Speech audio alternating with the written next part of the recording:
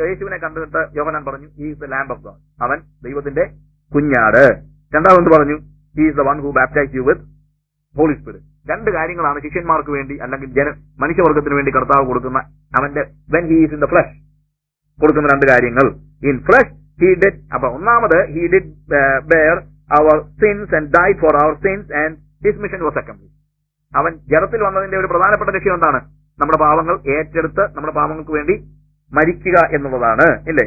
And the resurrected Jesus has only one thing to do, to fill us with the Holy Spirit, and the rest of the things will be done by the Holy Spirit. ഉയർത്തെഴുന്നേറ്റവനായ കർത്താവ് നമുക്ക് വാഗ്ദാനം ചെയ്യുന്ന കാര്യം എന്താണ്? പരിശുദ്ധാത്മാവിനെ, അല്ലാതെ വേറെ ഒന്നുമല്ല, അല്ലേ? പരിശുദ്ധാത്മാവിനെ. അപ്പോൾ അവൻ ജഡത്തിൽ ജീവിച്ചപ്പോൾ എന്ത് ചെയ്തു? നമുക്ക് നമ്മുടെ പാപങ്ങളെ ഏറ്റെടുത്തുകൊണ്ട് അവൻ ക്രൂശിൽ മരിച്ചു.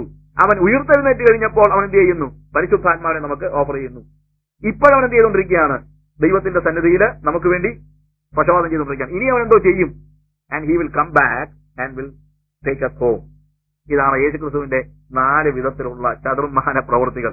He came in the flesh and he died for us. അവൻ ജഡത്തിൽ വെളിപ്പെട്ടു, നമുക്ക് പകരമായിട്ട് മരിച്ചു. അവൻ ഉയർത്തെഴുന്നേറ്റു, നമുക്ക് പരിശുദ്ധാത്മാവിനെ നൽകി. അവൻ സ്വർഗത്തിലിരുന്ന് പിതാവിനോട് എന്ത് ചെയ്യുന്നു? പക്ഷപാതം ചെയ്തുകൊണ്ടിരിക്കുന്നു. And finally he is coming back to take us back home. നമ്മളെ വീണ്ടും ഭവനത്തിലേക്ക് മടക്കിക്കൊണ്ടുപോകാനായിട്ട് അവൻ വീണ്ടും വരുന്നു. എത്ര അനുഗ്രഹീതനായ ഒരു യേശു! നമുക്ക് വേണ്ടി ദൈവം പ്രവർത്തിക്കുന്ന വഴികൾ. Jesus in the flush. അപ്പോൾ യേശുക്രിസ്തു ഭൂമിയിൽ ജീവിച്ചിരുന്ന സമയത്ത് അവൻ അവനെക്കുറിച്ച് തന്നെ പറഞ്ഞ ചില കാര്യങ്ങളുണ്ട്. ഇത് വിശദമായിട്ട് ഞാൻ പറയുന്നില്ല, പറഞ്ഞു പോവുകയാണ്. യോഹന്നാന്റെ സുവിശേഷം 6-ാം അധ്യായത്തിൽ we see that he is bread of life, bread for the hungry. ഞാൻ ജീവന്റെ അപ്പമാകുന്നു, വിശന്നിരിക്കുന്നവൻ അവൻ ജീവന്റെ അപ്പമാണ്. മത്തായിയുടെ സുവിശേഷം 11-ാം അധ്യായം 28-ാം വാക്യത്തിൽ അവൻ പറയുന്നു, അധ്വാനിക്കുന്നവരും ഭാരം ചുമക്കുന്നവരുമായ ഉള്ളവരെ എന്റെ അടുക്കൽ വരുവിൻ, ഞാൻ നിങ്ങൾക്ക് ആശ്വാസം നൽകും. He is rest for the weary. അവൻ ക്ഷീണിതർക്ക് എന്താണ്? ആശ്വാസമാണ്. ആൻഡ് യോഹന്നാന്റെ സുവിശേഷം 4-ാം അധ്യായം 13 മുതലുള്ള വാക്യങ്ങൾ വായിക്കുമ്പോൾ അവിടെ ശമരിയക്കാരി സ്ത്രീയോട് കർത്താവ് പറയാണ്, ഞാൻ ജീവന്റെ അപ്പമാണ്, living water for the thirsty. അപ്പോൾ നമ്മുടെ ജീവിതത്തിന് ആവശ്യമായ നിത്യമായി നിൽക്കുന്ന എല്ലാം കർത്താവ് നമുക്ക് നൽകുകയാണ്. Because the bread of this world perishes. 6-ാം അധ്യായത്തിൽ വളരെ കൃത്യമായിട്ട് പറയുന്നുണ്ട്, നശിച്ചു പോകുന്ന ആഹാരത്തിന് വേണ്ടിയാണ് നിങ്ങൾ നോക്കുന്നത്, നിർത്തുക. അത് ആർക്ക് വേണമെങ്കിലും തരാം. പക്ഷേ എന്താണ്? നിത്യജീവനിലേക്ക് നിലനിൽക്കുന്ന ആഹാരം മനുഷ്യപുത്രൻ നിങ്ങൾക്ക് നൽകും. That I will give. അല്ലേ? ബാക്കിയുള്ള ആഹാരം എന്താണ്? നശിച്ചു പോകുന്ന ആഹാരം. The bread that perishes. ഇപ്പൊ കർത്താവ് പറയുന്നത് എന്താണെന്നറിയാമോ? അത് നശിച്ചു പോകുന്ന ആഹാരത്തിന് വേണ്ടി നിങ്ങൾ എന്റെ അടുത്ത് വരണ്ട. ഇന്നലെ നിങ്ങൾ വന്നപ്പോൾ ഞാൻ ഭക്ഷണം തന്നു, അതെനിക്ക് തരാം, കുഴപ്പമൊന്നുമില്ല. That I can give, but that can be, that anybody can give. ഹേരോദ രാജാവ് നിശ്ചയിച്ചാലും വേണമെങ്കിൽ തരാനൊക്കെ ഉള്ളതേ ഉള്ളൂ. 10,000 പേർക്ക് ഭക്ഷണം കൊടുക്കാൻ, 10,000 പേർക്ക് ഭക്ഷണം കൊടുക്കാന്നൊക്കെ പറഞ്ഞു കഴിഞ്ഞാൽ രാജാവ് നിശ്ചയിച്ചാലും ചെയ്യാൻ പറ്റുന്ന കാര്യമുള്ളൂ. പക്ഷെ രാജാവിന് കൊടുക്കാൻ പറ്റാത്തൊരു കാര്യം എന്തെങ്കിലും ഉണ്ടെന്നറിയാമോ? നിത്യജീവനിലേക്ക് നിലനിൽക്കുന്ന ആഹാരം. അത് ഞാൻ നിങ്ങൾക്ക് തരും. അത് എനിക്കേ തരാൻ പറ്റുള്ളൂ. നമ്മൾ പലപ്പോഴെന്നറിയാമോ? എല്ലാവർക്കും തരാൻ പറ്റുന്ന കാര്യമാണ് കർത്താവിനോട് പിന്നെ വാങ്ങിച്ചുകൊണ്ടിരിക്കുന്നത്. കർത്താവിന് മാത്രം തരാൻ പറ്റുന്ന കാര്യങ്ങൾ നമ്മൾ കർത്താവിന് വാങ്ങിക്കത്തില്ല. So the bread of this world perishes, the rest of this world is limited and water of this world dries up. നമ്മൾ ഭൂമിയിലെ അപ്പം അത് നശിച്ചു പോകുന്നു. എന്താണ്? ലോകത്തിന്റെ റെസ്റ്റ് അത് ലിമിറ്റഡ് ആണ്, കുറച്ചു നേരത്തേക്കേ ഉള്ളൂ. And water of this world dries up, കുറച്ച് കഴിയുമ്പോഴത്തേക്ക് വറ്റിപ്പോകുന്നതായ ഒരു വെള്ളം. എന്നാൽ യേശു പറയുന്നത് അറിയാമോ? I'm offering you everlasting bread, I'm offering you everlasting rest, and I'm offering you everlasting water. അവിടെയാണ് കർത്താവ് യോഹന്നാന്റെ സുവിശേഷം 7-ാം അധ്യായത്തിൽ നമ്മൾ വായിച്ചുകൊണ്ടിരുന്ന ഭാഗത്ത് നമ്മൾ കാണുന്നത് എന്താണ്? ദാഹിക്കുന്ന ഏവരുമായുള്ളവരെ എന്റെ അടുക്കൽ വരുവിൻ, എന്നിൽ വിശ്വസിക്കുന്നവന്റെ ഉള്ളിൽ നിന്ന് ജീവജലത്തിന്റെ നദികൾ ഒഴുകും. നമ്മുടെ ഭാഗം വായിക്കുമ്പോൾ കൂടാരപ്പെരുന്നാളിന്റെ സമയമാണത്. ഇസ്രായേൽ മക്കൾ മരുഭൂമിയിൽ കൂടാരത്തിൽ കഴിഞ്ഞിരുന്ന കാര്യത്തെ ഓർത്ത് അവര് ആചരിക്കുന്ന ഉത്സവമാണ് കൂടാരപ്പെരുന്നാൾ. നമ്മള്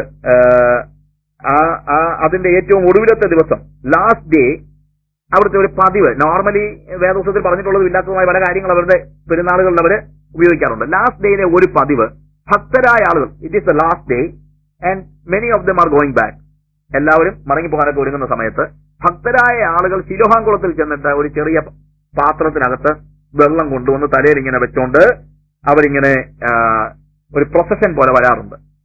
പ്രൊസഷൻ പോലെ, that is A common practice. അന്നേരം അവർ വായിക്കുന്ന ഭാഗം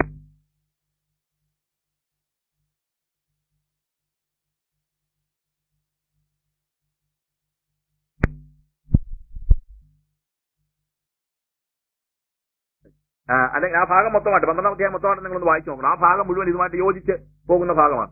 അതുകൊണ്ട് ഞങ്ങൾ സന്തോഷത്തോടുകൂടി രക്ഷയുടെ ഉറവിൽ നിന്ന് വെള്ളം കോരും. അപ്പോൾ ശിലോഹം കുളത്തിൽ നിന്ന് ഒരു ചെറിയ പാത്രത്തിനകത്ത് വെള്ളം കൊണ്ട് തലയെ വെച്ചുകൊണ്ട് ഒരു പോവുകയാണ്. ലാസ്റ്റ് ഡേ ആണ്, ഉത്സവത്തിന്റെ ഒടുക്കത്തെ ദിനമാണ്. രക്ഷയുടെ ഉറവുകൾ. ഇതിങ്ങനെ ഇവർ പ്രൊസഷൻ ഇങ്ങനെ നടന്നുകൊണ്ട് പോയപ്പോൾ കർത്താവ് ഇവരെ നോക്കി. കർത്താവിന് ഇവരുടെ സങ്കടം തോന്നി.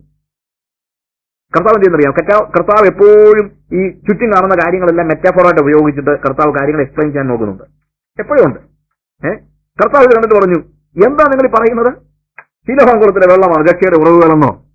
പ്രിയമുള്ളവരെ, അത് വെറും നിഴലാണ്.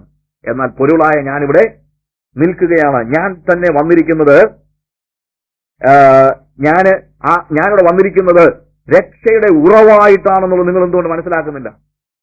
അല്ലാതെ ശിലോഹാം കുളത്തിലെ വെള്ളം നിങ്ങൾ ഈ ഒരു ബക്കറ്റ് ഒരു ചെറിയ പാത്രത്തില്, നിങ്ങൾ ശിലോഹാം കുളത്തിലെ ഒരു പാനപാത്രം വെള്ളവുമായിട്ട് വന്നിട്ട് നിങ്ങൾ എന്തെടുക്കാൻ പോവുകയാണ്?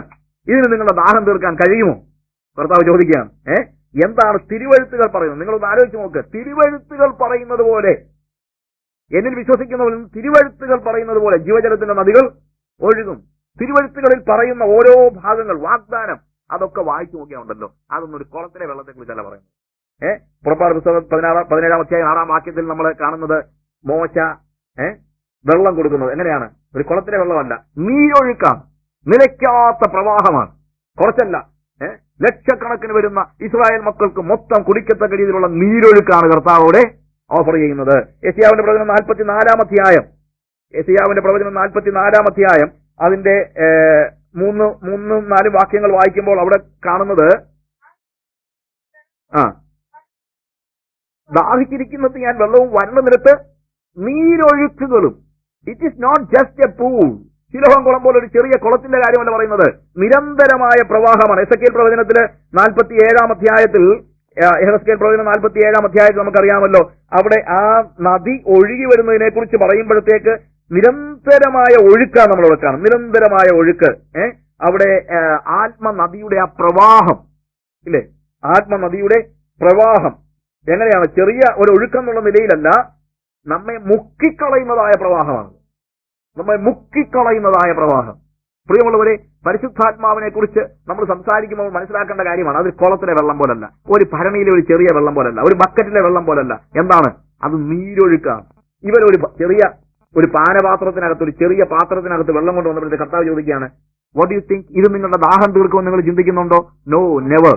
I am offering something more than that. I am offering a stream of waters. I am offering rivers of waters that will never dry up. ഒരിക്കലും മങ്ങിപ്പോകാത്ത, ഒരിക്കലും ഉണങ്ങിപ്പോകാത്ത വലിയ വെള്ളപ്രവാഹമാണ്, ജലപ്രവാഹമാണ് ഞാൻ ഓഫർ ചെയ്യുന്നത്. സെക്കരിയാവിന്റെ പ്രവചനം 14. No, many passages like that. തിരുവെഴുത്തുകൾ പറയുന്നത് പോലെ നിങ്ങളുടെ ഉള്ളിൽ നിന്ന് നിലയ്ക്കാത്ത പ്രവാഹം, ജലപ്രവാഹം. എന്നിട്ട് കർത്താവ് പറഞ്ഞു, ആരെങ്കിലും ദാഹത്തോടെ എന്റെ അടുക്കൽ വരുന്നുവെങ്കിൽ ഞാൻ അവന് വാഗ്ദത്തം ചെയ്യുന്നത് rivers of living water. It is not just one river, rivers of living water. കുളമല്ല, നദികൾ. അതാണ് വാഗ്ദാനം. നദികൾ ഒഴുകും, വറ്റാത്ത നദികൾ ഒഴുകും. അവിടെ പറയുന്ന 1-2 കാര്യങ്ങൾ പ്രധാനമായിട്ട് നമ്മൾ ഡിവൈഡ് ചെയ്ത് പഠിക്കുകയാണെങ്കിൽ, it is about thirst, it asks you to come and believe. ഉള്ളിൽ നിന്ന് ജീവജലത്തിന്റെ നദികൾ ഒഴുകും, ജീവജലം. And also if any man would. ഇത്രയും കാര്യങ്ങൾ ആ ഒരൊറ്റ വാക്യത്തിൽ നിന്ന് പഠിക്കേണ്ടത് വളരെ അത്യാവശ്യമാണ്. പരിശുദ്ധാത്മാവുമായിട്ട് ബന്ധപ്പെട്ട് ഇതിലേക്ക് പറഞ്ഞിരിക്കും, തന്നെ വിശ്വസിക്കാൻ ലഭിക്കാനിരിക്കും. നമ്മൾ എഴുതിയിരിക്കുകയാണ്, ഇത് കുളിക്കാനുള്ള അല്ലെങ്കിൽ എവിടെന്നെങ്കിലും വേറൊരു ഒരു നദിയെക്കുറിച്ചോ അല്ലെങ്കിൽ ജോർദാൻ നദിയെക്കുറിച്ചല്ല പറയും. Things about the holy spirit. അവിടെ കൃത്യമായിട്ട് പറഞ്ഞു, ഇത് യേശു പറഞ്ഞത് തന്നിൽ വിശ്വസിക്കുന്നവർക്ക് ലഭിക്കാനിരിക്കുന്ന പരിശുദ്ധാത്മാവിനെ കുറിച്ചാണ് കർത്താവ് ഇത് പറയുന്നത്. പരിശുദ്ധാത്മാവിനെ കുറിച്ച് പഴയ നിയമത്തിലെ ഒരു മെറ്റാഫോറാണ് വെള്ളം എന്ന് പറയുന്ന പല സ്ഥലങ്ങളിലും. Not that all places it is. ചില സ്ഥലങ്ങളിൽ വലിയ വെള്ളപ്പൊക്കത്തെ ഒരു ന്യായവിധിയായിട്ട് കാണിക്കുന്നുണ്ട്. But rivers, streams and waters, these are all a metaphor for the Holy Spirit. പരിശുദ്ധാത്മാവിന്റെ രൂപകമായിട്ടാണ് പലർത്തും ഉപയോഗിക്കുന്നത്. സങ്കീർത്തനം 36-ാം സങ്കീർത്തനം അതിന്റെ 8 മുതലുള്ള വാക്യങ്ങൾ വായിക്കുമ്പോൾ,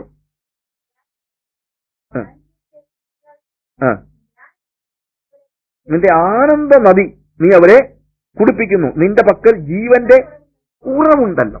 അല്ലേ? നിന്റെ പക്കൽ ജീവന്റെ ഉറവുണ്ടല്ലോ. It is living water. And the stream, ജീവന്റെ ഉറവ് എന്നാണ് പറഞ്ഞിരിക്കുന്നത്. അല്ല, ജീവന്റെ ഉറവ്. ആ സ്ട്രീം എന്താണ്? It is life and that gives, it is given by the holy spirit. നിന്റെ പക്കൽ ആനന്ദ നദി ഉണ്ട്. കർത്താവ് നമുക്ക് ഓഫർ ചെയ്യുന്ന എന്താണ്? ഒരാനന്ദ നദിയാണ്. ഒരു ആനന്ദ നദി. That gives you all kind of joy. It is not just some kind of ഒരു ചെറിയ ഒരു സന്തോഷം എന്നുള്ളതല്ല. ആനന്ദ നദി, ആനന്ദ നദി. ഇനി ഐസയാ ചാപ്റ്ററിൽ തന്നെ 44 വെള്ളത്തെ കുറിച്ച് പറയുന്നത്, ഐസയാ ചാപ്റ്റർ 44 അതിന്റെ നമ്മൾ മുമ്പേ വായിച്ച ഭാഗം തന്നെയാണ്. ഇതെല്ലാം ഞാൻ പറഞ്ഞില്ല, വിൻഡോസ് അടയ്ക്കാതെ തന്നെ ഇരിക്കുക. അവിടെ എന്താണ്? അവിടെ ഞാൻ വരണ്ട സ്ഥലത്ത് നീരൊഴുക്കുകളും പകരും, നിന്റെ സന്തതി മേൽ എന്റെ ആത്മാവിനെയും നിന്റെ സന്താനത്തിന്റെ മേൽ എന്റെ അനുഗ്രഹങ്ങളെയും പകരും. എന്താണ് ആ നീരൊഴുക്കുകൾ എന്ന് പറയുന്നത്? It is the spirit, it is the spirit of the Lord. നിന്റെ സന്തതി മേൽ ഞാൻ എന്ത് ചെയ്യും? ആത്മാവിനെ പകരും. യോബേലിന്റെ പുസ്തകം 2:23 വാക്യത്തിലും എക്സാക്ട്ലി വെള്ളവും ആത്മാവും തമ്മിൽ യോജിപ്പിച്ചിരിക്കുകയാണ്. കർത്താവ് പറയുന്നത് അറിയാമോ? ഞാൻ വന്നത് പരിശുദ്ധാത്മാവിനെ നൽകാൻ വേണ്ടിയാണെന്നുള്ള യാഥാർത്ഥ്യം കർത്താവ് ജനത്തെ കൃത്യതയോടെ ഓർപ്പിക്കുകയാണ്. ഞാൻ വന്നത് പരിശുദ്ധാത്മാവിനെ നൽകാനാണ്. എങ്ങനെ? അത് ജീവ നദിയാണ്, ജീവജല നദിയാണ്. അത് ചെറിയ ഒരു ഗ്ലാസ്സിലോ ബക്കറ്റിലോ കൊണ്ടുപോവുകയല്ല. It is rivers of living water, rivers നദികളാണ്. എന്തുകൊണ്ടാണ്? ഇഫ് എനി മാൻ തേഴ്സ്റ്റ്, ആരെങ്കിലും ദാഹിക്കുന്നുണ്ടെങ്കിൽ, ഇത് കർത്താവ് പറയുന്നത് വളരെ റിലീജിയസ് ആയിട്ടുള്ള ഒരു സൊസൈറ്റിയോടാണ് നമ്മൾ മനസ്സിലാക്കണം. ഇവൻ എവിടെ നിന്നാണ്? പല സ്ഥലങ്ങളിൽ നിന്ന്, രാജ്യത്തിന്റെ വിവിധ സ്ഥലങ്ങളിൽ നിന്നും എന്തിനു വന്നിരിക്കുകയാണ്? അവന്റെ മതഭക്തി കൊണ്ട് വന്നിരിക്കുകയാണ്, കൂടാരപ്പെരുന്നാൾ ആചരിക്കാനായിട്ട് വന്നിരിക്കുകയാണ്. യെരുശലേമിൽ തീർത്ഥാടനത്തിയ ജനങ്ങളാണ്. ഇവരൊക്കെ ദൈവവചനത്തെ പ്രമാണിക്കുന്ന ആളുകളാണ്, ഉപവസിക്കുന്നവരാണ്, പ്രാർത്ഥിക്കുന്നവരാണ്, ന്യായപ്രമാണത്തെ പഠിപ്പിക്കുന്നവരാണ്, ഇല്ലേ? അതിന്റെ കസ്റ്റോഡിയൻസ് ആണ്. ഇത് കർത്താവ് ചോദിക്കുകയാണ്, ഇതെല്ലാമായിട്ടും നിന്റെ ദാഹം തീർന്നു എന്ന്. കർത്താവ് ചോദിക്കുന്ന ചോദ്യം അതാണ്. Do you think that this water will quench your thirst? ഈ ചെറിയ വെള്ളം, അല്ലെങ്കിൽ നിന്റെ റിലീജിയൻ, അല്ലെങ്കിൽ നിന്റെ പള്ളി, അല്ലെങ്കിൽ നിന്റെ തീർത്ഥാടനം, അല്ലെങ്കിൽ നീ വായിച്ചുള്ള വേദപുസ്തകത്തിന്റെ ന്യായപ്രമാണം, അല്ലെങ്കിൽ നീ പറയുന്ന നിന്റെ ഉപദേശങ്ങൾ, നിന്റെ റബിമാര്, നിന്റെ പശ്ചാത്തലം, ഇതൊക്കെ നിന്റെ ദാഹം തീർക്കുന്നുണ്ടോ? ഇത് എല്ലാവരോടും ചോദിക്കുകയാണ്. Even to the Pentecostal people. ഞാൻ ഈ പെന്തിക്കോസുകാരെ പറയുന്നത് എന്നാന്ന് ചോദിച്ചാൽ, പെന്തിക്കോസുകാരന് തന്നെ രക്ഷയില്ല, പിന്നെ ബാക്കിയുള്ളവർക്ക് ഉണ്ടോന്നുള്ള വെച്ചിട്ടുണ്ടോ? അല്ലാതെ പെന്തിക്കോസുകാരെല്ലാം മോശക്കാരായതുകൊണ്ടൊന്നുമല്ല. പെന്തിക്കോസുകാരന് പോലും രക്ഷയില്ലെങ്കിൽ പിന്നെ ചിലപ്പോൾ ഞാനിപ്പോൾ എല്ലാവരും പെന്തിക്കോസുകാരെ എപ്പോഴും പറയുന്നത് ആൾക്കാർ അത് പെന്തിക്കോസുകാരെ കുറിച്ചാണ്, ബാക്കിയുള്ളവർക്കൊന്നും കുഴപ്പമില്ല, അതൊന്നുമില്ല. പെന്തിക്കോസുകാരൻ തന്നെ രക്ഷപ്പെടുന്നില്ല, പിന്നെ ബാക്കിയുള്ളവന്റെ കാര്യം എന്താണെന്ന് വെച്ചുകൊണ്ടായി ചോദിക്കുന്നത്, അല്ലേ? ആത്മാവിന്റെ ആളുകളെന്ന് അറിയപ്പെടുന്ന പെന്തിക്കോസുകാരന് തന്നെ രക്ഷയില്ല. So we are thirsty, we feel thirsty. എന്തുകൊണ്ടാണ്? all the things that we do, it doesn't quench the thirst inside us. അല്ലേ? നമ്മളുടെ സഭായോഗം കൊണ്ട് നമ്മൾ എന്താകുന്നില്ല, നമ്മളുടെ സഭായോഗം കൊണ്ടോ നമ്മളുടെ കുടുംബ പ്രാർത്ഥന കൊണ്ടോ നമ്മളുടെ നീതിബോധം കൊണ്ടോ ഒന്നും നമ്മളുടെ ഹൃദയത്തിന്റെ ദാഹം എന്ത് ചെയ്യുന്നില്ല, മാറുന്നില്ല. ഇതെല്ലാമായിട്ട് നിങ്ങളുടെ ദാഹം തീരുന്നില്ല. നിങ്ങൾക്ക് ദൈവത്തെ പ്രസാദിപ്പിക്കാൻ യഥാർത്ഥത്തിൽ കഴിയുന്നുണ്ടോ? Ups and down. ഞാൻ പറഞ്ഞല്ലോ, ദാവീദിന്റെ ജീവിതത്തിൽ ഒരു ദിവസം ഗ്രാഫ് വളരെ ഹൈ ഇല്ല, ഒരു ദിവസം one day at the mountain top and the next day in the pit. ഈ ഒരു സ്റ്റേജ് എപ്പോഴും നമുക്കെല്ലാം ഉള്ള പ്രശ്നമാണ്. Every day we just go to bed without satisfaction. നമുക്ക് ഒരിക്കലും എന്താ, എല്ലാ ദിവസവും വൈകുന്നേരം ചെല്ലുമ്പോഴത്തേക്ക് നമുക്ക് അപ്സ് ആൻഡ് ഡൗൺ, അല്ലേ? അതുകൊണ്ട് എന്തുണ്ടാകുന്നു? നമ്മുടെ ഹൃദയത്തിൽ ദാഹം. ഇപ്പം കർത്താവ് ചോദിക്കുക, നിങ്ങൾ എന്തോ പാടിക്കൊണ്ട് ഈ തലയിൽ ഈ വെള്ളം പിടിച്ചുകൊണ്ട് പാടിക്കൊണ്ട് പോയെന്നറിയാമോ? സന്തോഷത്തോടെ രക്ഷയുടെ ഉറവുകളിൽ നിന്ന് ഞങ്ങൾ വെള്ളം കൊണ്ടുവരും. കർത്താവ് ചോദിക്കും, എന്ത് ചെയ്യടാ സന്തോഷം? കരഞ്ഞുകൊണ്ടാണല്ലോ ഈ പാടുന്നത് തന്നെ, ഇല്ലേ? അത് തന്നെയല്ല, അടുത്ത വണ്ടി പിടിക്കാനുള്ള ധൃതിക്ക് ഏറ്റവും യോഗം തിരിയല്ലേ എല്ലാം. പക്ഷെ പാടുന്നത് എന്താണ്? സന്തോഷത്തോടെ. പലപ്പോഴും ഈ പാട്ടുകളൊക്കെ നമ്മൾ പാടുന്നുണ്ടെങ്കിലും ഈ പാട്ടൊന്നും നമ്മുടെ ഹൃദയത്തിനോ ചിന്തയിലോ ഒന്നും ഇല്ല. യേശു മാത്രം മതി, യേശു മാത്രം മതി എന്നൊക്കെ പാടും. ഞാൻ പലപ്പോഴും ആൾ ചോദിക്കുന്നുണ്ട്, കർത്താവ് പറയാ, എന്നാ പിന്നെ നീ മാത്രം മതി എന്ന് എന്നോട് പറഞ്ഞല്ലോ, എന്നാ നാളെ നിന്റെ ജോലി അങ്ങ് പൊക്കോട്ടെ, സമ്മതിച്ചോന്ന് ചോദിച്ചാൽ എന്താ പറയുന്നത്? അല്ലേ? എന്തോ പാടിയോ എന്തോ, യേശു മാത്രം മതി,